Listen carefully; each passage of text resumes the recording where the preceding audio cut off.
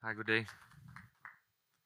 I'm very glad that BalticNOG is the new organization that happened in this region. I'll try to stand here, and that they invited me here. So I actually had like quite interesting few sessions here. The one from Nokia was very good actually about data center. This was the company that I worked at before joining Fortinet. For 4 years, I was deploying telco cloud data centers, basically the same topologies that was shown on the screen. We were then using technology called nuage networks, which was killed actually just before I left. That's why I left actually. But the idea was the centralized control plane, and it didn't work basically. That's why they killed the technology. So because it was very unstable, very hard to basically work with it. You had to have like 5 very skilled engineers to run it. So in this scenario, secure SD-WAN designs, well, I don't know how many of you are familiar with Fortinet as a vendor. Fortinet is like firewall vendor, right? That's option 1. But with the firewall, we have a lot of other products. So this presentation will not be very much technical. There will be technical parts, of course, but I will try to make it not too hard, a bit lower to the ground, because I'm now working as a PowerPoint engineer and not hands-on anymore. So yeah, what is networking and what is secure networking? To just set a stage. So networking in general, like, you have IP-based control. Everyone knows that, pretty much clear. And when it comes to the firewall, and especially next generation firewall, things like application control, user contacts, other stuff that you can recognize in terms of traffic was introduced. And then we have a term called secure networking. So in our corporation where I work currently for 2 years already, we don't do networking, we only do secure networking. So this is what I was doing like when I was at my first job. Actually, I worked at some local telco. I was configuring like standalone wireless, standalone switching, standalone routers, Cisco 800, 1900, whatever series. Then we had SD-WAN things, then we had firewalls, Cisco ASA, whatever. And then something happened, in the industry, and especially at Fortinet portfolio, we don't need those things anymore. We can do everything with less. So a firewall is a very capable device. It has ASICs built into it. It does not run on just CPU. So it has a kind of accelerator for the traffic, so it can do some functions very quickly. And when it needs like inspection or do some more intelligence, it offloads to the inspection engine, which is running on generic CPU. So this is the general idea, but my topic today will be about SD-WAN and its evolution and the topologies that is supported by SD-WAN. So what is SD-WAN? I expect that if you asked like these complicated questions from the speakers before, I'm pretty sure you know what it is. But this is just a picture that would explain how many iterations of SD-WAN in our Fortinet portfolio there was. It's already like, I think, 5th or 6th generation of SD-WAN feature set, going through, let's say, releases. And yeah, it evolved pretty much, and I think it's very mature. If you look into the Gartner quadrant, we're like basically the first one there. The question is, do we really need SD-WAN as such? Is there a business case yet for SD-WAN? Like in Lithuania, there is a lot of business cases actually with SD-WAN in Africa or like some other countries where you don't have optics 1 gig to everywhere. But in Lithuania, we have only use cases like remote branches, but there is not a lot of use cases for side-to-side connectivity. There is like data center, there is a hub, and most of the traffic travels from a branch, from a site to the data center, through the hub, whatever. So this is like a big picture drawing that depicts different exit points for the overlay traffic. So SD-WAN basically builds IPsec tunnels over the internet, over the underlay. The underlay can be internet, it can be MPLS, doesn't matter. And what SD-WAN brings to the table is the automation, application-based routing, zero-touch provisioning, other stuff that can be controlled, not using the, let's say, standardized routing protocols or standardized technologies. So this is the big picture. I will try to dig deeper in the further slides. So just to set the stage as well. So FortiGate is a firewall. It's a physical device. It can be virtual machine if you want it, which we run on the clouds, private, public, doesn't matter. So the main thing is that we don't need like any special hardware. Any firewall from our portfolio can become a SD-WAN CPE. There is no special software needed. There is no license needed for that. It just runs natively on the operating system. So SD-WAN functionality. So it has like, as I already explained, some features. So we have to define underlays and what is overlays. So underlays are the physical ports, and overlays are the, let's say, abstractions of what we will use in terms of transport groups. So this is very, I would say, important thing to remember, transport groups. So we also, in SD-WAN functionality, we monitor performance SLAs for those members or those transport groups that we set. We monitor performance SLAs in terms of ICMP, DNS queries, HTTP queries, TCP, UDP, and active probing on the other side also is possible. So using those technologies, which are pretty much there, we can create SD-WAN rules. If we have multiple links, internet, 5G, doesn't matter. We can have up to as many as you want uplinks if you need to have high availability solution. So you can create SD-WAN rules, which would match some criteria that we define, and we'll use our defined SD-WAN strategy for those criteria to steer the traffic. So what are the SD-WAN rules, right? We can do SD-WAN rules to steer the traffic based on application, right? If we want to steer, let's say, let's say YouTube traffic through the, let's say, high throughput link, we will use application control to detect that traffic. Either application control, either ISDB will be used to detect the traffic and steer the next hop through the appropriate link. We can also steer the traffic based on user identity that is behind the SD-WAN, of course, routing table, and many other parameters.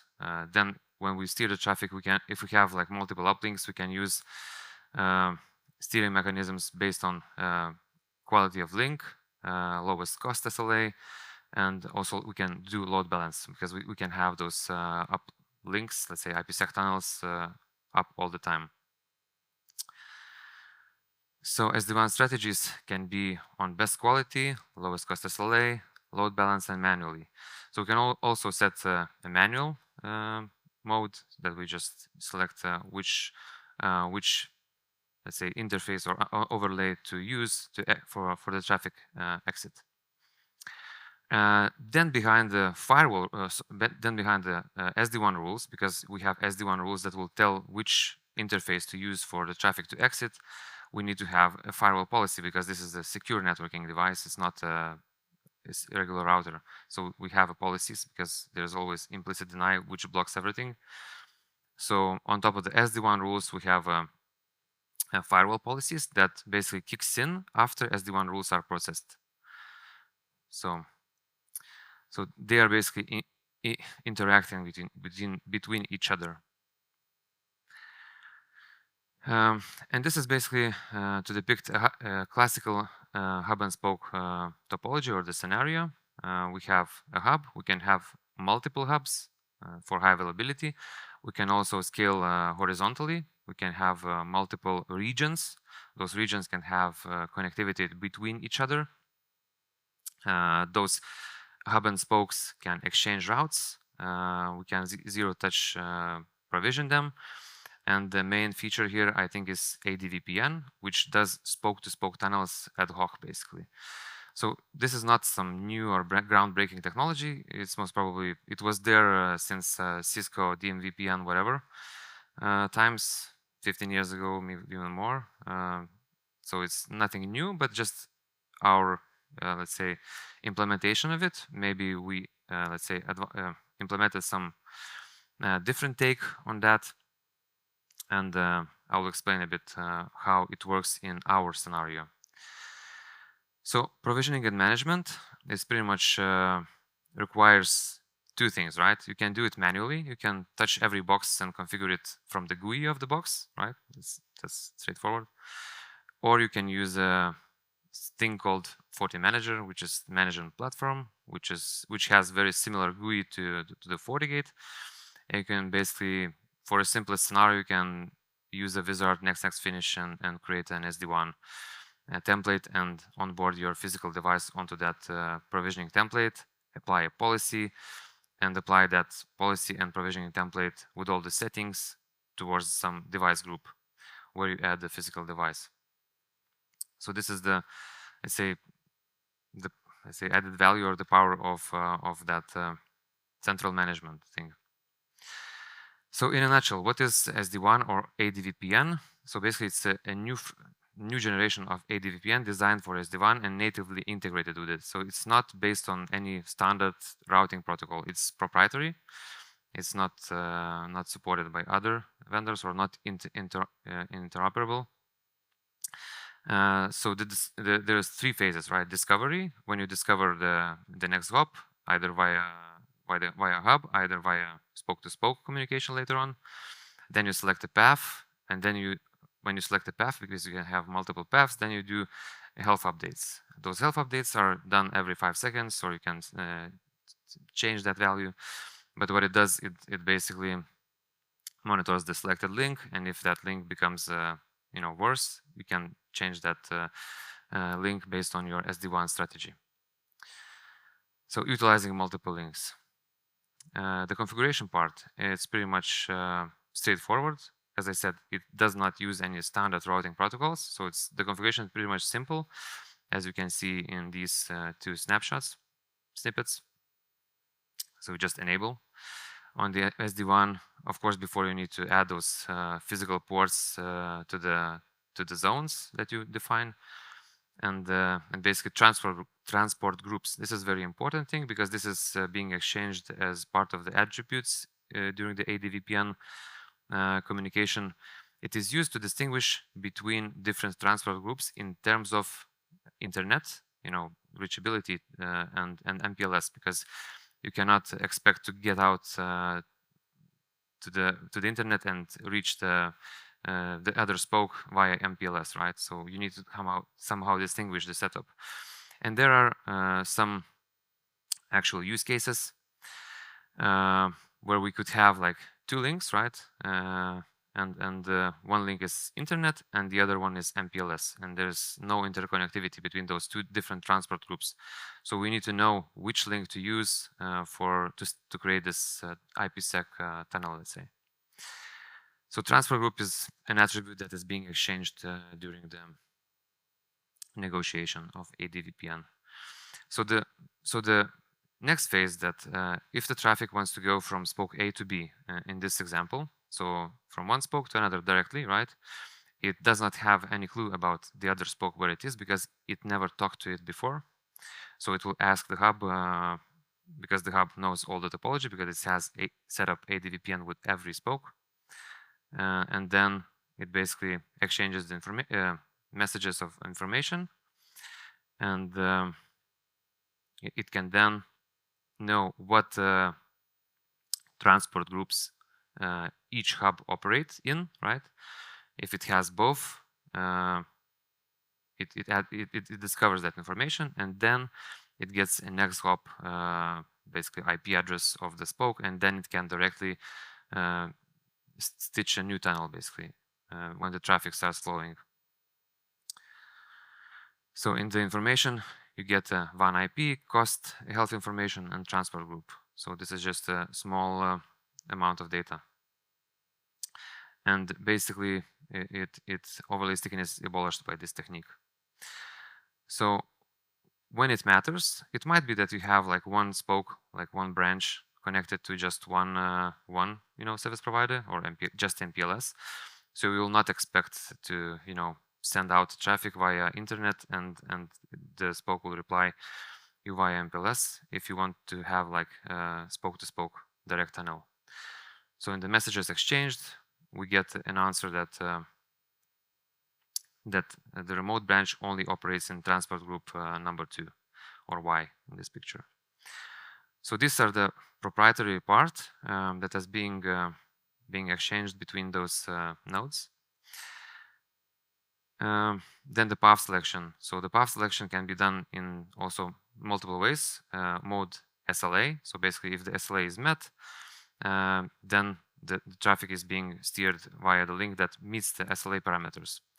If the SLA is not met, then the second best in the strategy is being selected. And also, it can be left to right in terms of mode priority. So if you prioritize the links based on some priority that you have chosen by yourself. And as I said, every 5 seconds on those created links. So once you have a session, so it is per session, for every new session, a new VPN tunnel is being raised. So for every new session, those probes of help updates are happening like frequently, like always, and those tunnels are kept up until the actual traffic stops being sent or forwarded. So if that happens, that shortcut tunnel is being teared down, and then we free up the resources.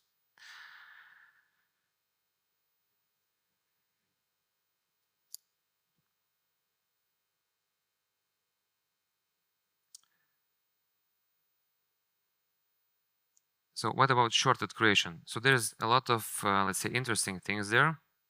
So we can see here more let's say data, how it looks like from the debug perspective. But in reality, the interesting thing that I found out when using this approach to SD-WAN was that we, in the latest release, especially not in the previous ones, because in the previous ones it was more like say simplified.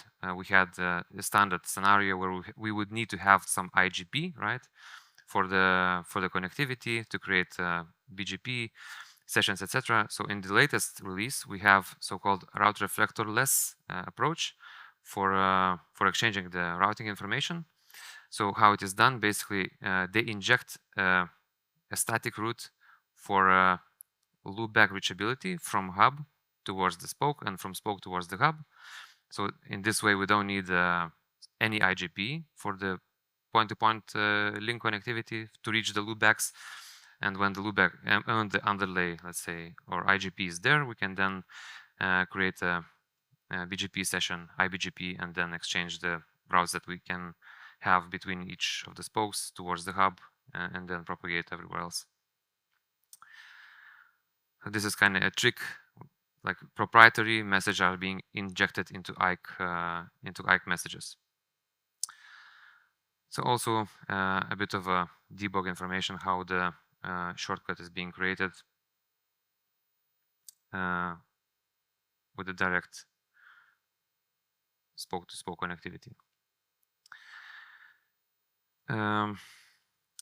Load balancing is quite also interesting technique. It was just released like quite not that long ago, I would say, a year ago, let's say. So when you have all those overlay tunnels or IPsec tunnels established, you can use all the links at once to load balance your traffic, and you of course load balance that traffic per session. There is not much control in it. In the latest release, they added some control there that you could do some 40-60 or something in terms of load balancing via one link or via another one. But if you are lacking of let's say of throughput, you can utilize that connectivity side to side via multiple links that you have in reality. So of course let's say that you need to respect the transport groups, because one can be in the internet, another one can be in the MPLS. So deployment automation, it's I already a bit touched that topic, but basically it is done with a thing called FortiManager. This slide deck is a bit more of an info deck, so I just put it here so you'll be able to download if you have any interest. You can walk through it. It is too much text to explain everything. But basically, FortiManager central management platform is used if you need to deploy more than single tenant. If you have like multi-tenant, if you're an MSSP service provider that you need to repeat the same, let's say, deployment multiple times with different types of boxes. So we use FortiManager for that. And we have multiple abstracts that I already a bit touched. So provisioning templates, where we provide variables in there. We have template groups. We have policy groups, policy packages that are applied on device blueprint. So device blueprint is basically we create some device model. Let's say 4-port CPE. One is for uplink, another is for LTE. And whenever we deploy this model device, we can apply that blueprint or device model to that deployment workflow, and it will inherit all the configurations. The nice thing is that the configurations can be, let's say, provisioned via basically scripting, or you can prepare so-called Jinja templates where you can inject everything from a basically Excel file. You can prepare what values are different in your deployment, and you can choose basically LAN IP addresses, WAN IP addresses, everything in the file, and you can make that deployment pretty much easy and repeatable. What another nice thing is that from the first slide is that we are able to connect local area switching, wireless, and 5G modems to the SD-WAN CPEs, and they will be also controlled by the same template, the same policies, etc. So all those devices are like in one configuration, if they are, of course, from our portfolio, not third party. And yeah, and when we deploy the real device in the network, it gets configuration based on our previously provided information.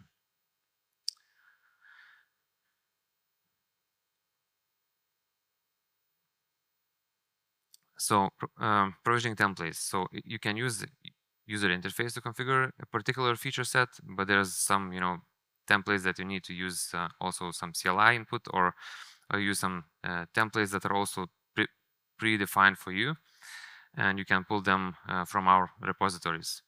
But in reality, almost everything what's in the GUI, when it comes to management from FortiManager, it is available. What is in CLI, it is also available in the GUI. As for example, whatever you configure in the IPsec template, more or less everything you can do in the GUI, which is actually not always the case when you do the configuration in the actual firewall GUI itself. So you sometimes need to jump into the CLI to do some changes. Configuration templates, when you need to have some variables, for some parameters. So we use something called Jinja CLI templates. I would say it's not the best, but it works actually. It is used for quite a while, and it can be utilized. I would say by our product team, most of the standard use cases are covered, so we don't need to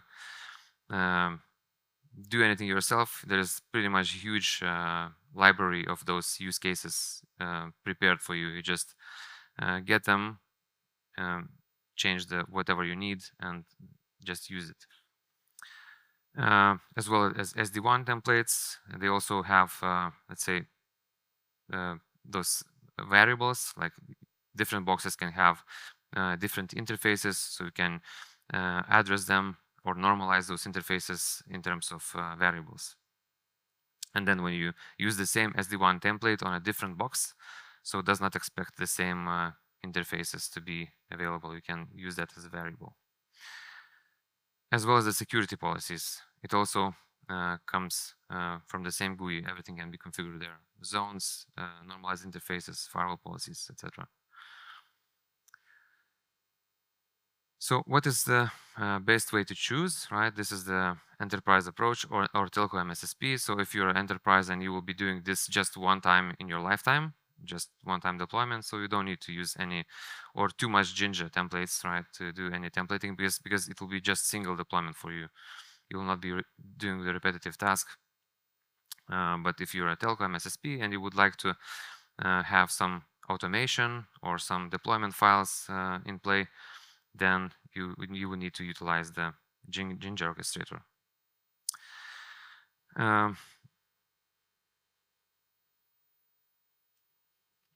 I think I'm running a bit out of time, so I'll skip a bit those slides because they were a bit extensive. So once we have everything prepped in terms of the management, the templates, we need to somehow onboard those devices. So this is another, let's say, feature of SD-WAN, zero-touch deployment or low-touch provisioning. So how does it work? So different vendors have different type of approaches. So basically, we create that model device that I talked about, right? We can even recreate that model device by injecting an actual serial number of the device that we will be onboarding, and have it like a ghost device on the manager side. And then once the device is actually onboarded, it gets directed to the Forti manager. It is done in multiple ways. So one way is that when you register the device on your account, you have to have the serial number of the device, and it needs to be purchased by you, let's say. So what device does when you connect the internet connection towards its WAN link, it will simply call back to the cloud. It will see where is the serial number provisioned at. It will check your account, and you will tell that your Forti manager or management platform is this IP address or this FQDN, and then the device will automatically go to the Forti manager, pull the configuration, and in no time it's just acting as it has to. So yeah, this is the depicted picture, what I just told. So it calls back to the cloud. So it is good actually when you have, like, let's say DHCP on your WAN link, right? But what happens if you don't have DHCP? You have static IP address to configure on your interface. Well, then there's other options, like you can use a USB stick with some pre-config that IP address. You can just pull it in. It will just configure the IP address on the interface. It's just a small portion of the configuration. You don't have to carry all the config with certificates for IPsec, blah, blah, blah. You just give the, WAN interface IP address, default gateway, and that's it. So that would be able to call back to the configuration.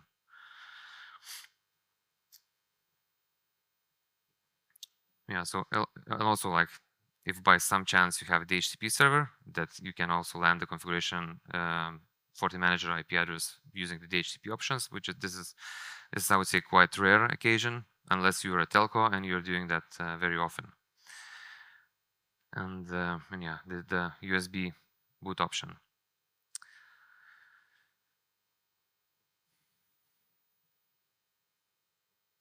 So, and now the fun part, I think I have 5 minutes.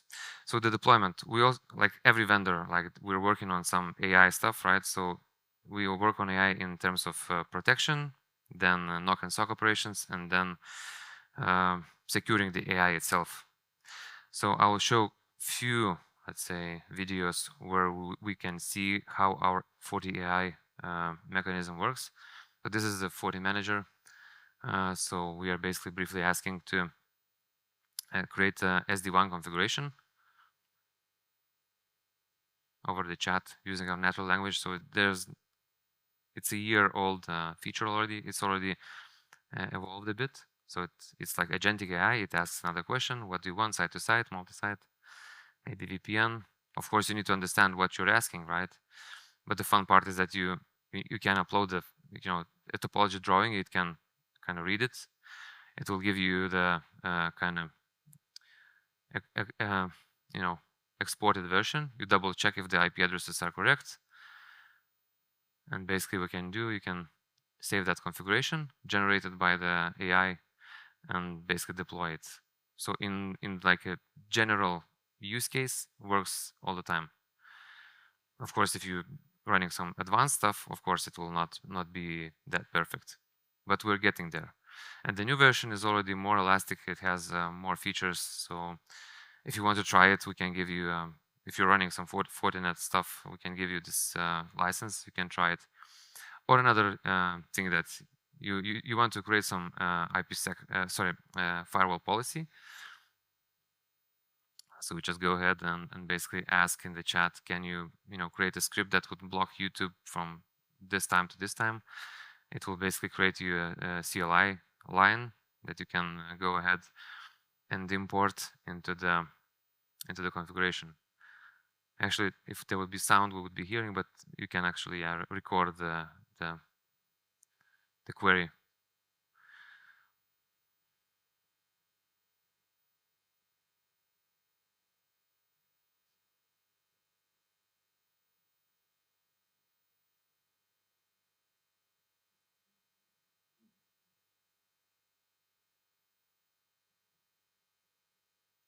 So it gives a configuration snippet. So I think AI is kind of helping when you have like knowledge in general networking, general things.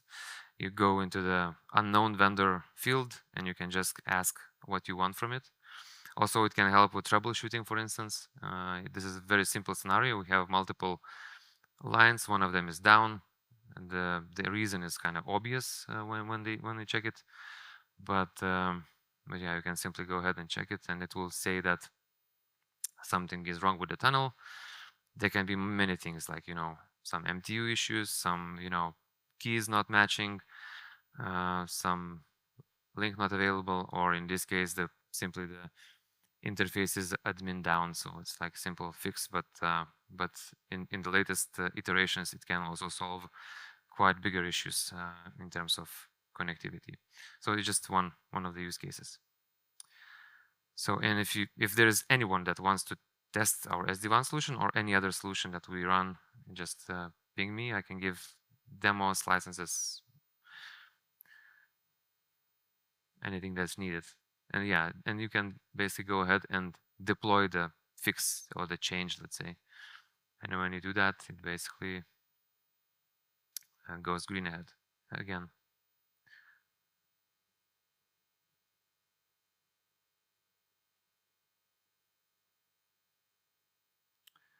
Yeah, so case closed. So this was my take. I did 5 minutes more than expected.